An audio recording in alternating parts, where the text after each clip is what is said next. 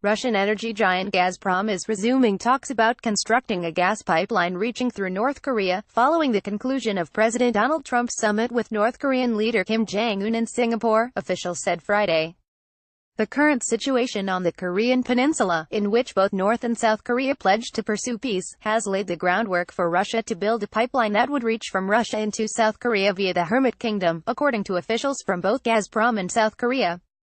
The pipeline would not deliver gas into North Korea. To date, the political situation has been somewhat different, and the South Korean side has asked Gazprom to resume the project, and a series of talks has been held on this issue, and these talks are continuing, Gazprom's deputy CEO Vitaly Merkelov told reporters Friday during a meeting in South Korea. The comments suggest that Trump's diplomacy may have helped the Russian gas giant, which has a strong connection to the Kremlin, launch a potentially lucrative project.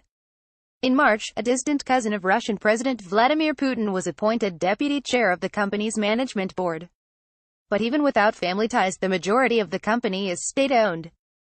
Officials in Russia praised Trump's efforts to normalize relations with North Korea and said they hoped Moscow could be involved in the process towards denuclearization.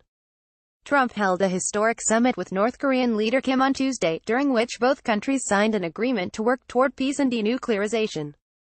In the run-up to the meeting, Putin pledged that Russia would help the peace effort along in any way possible, in noting that Russia could play a big role in helping North Korea rebuild economically after years of isolation and international sanctions.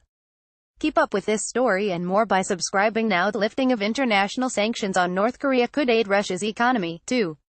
Russia was home to one of the largest contingents of North Korean workers, but the country started sending some of those laborers home after the United Nations Security Council passed a new resolution last December. North Korean laborers, however, play a key role in Russia's construction industry, particularly in the country's Far East.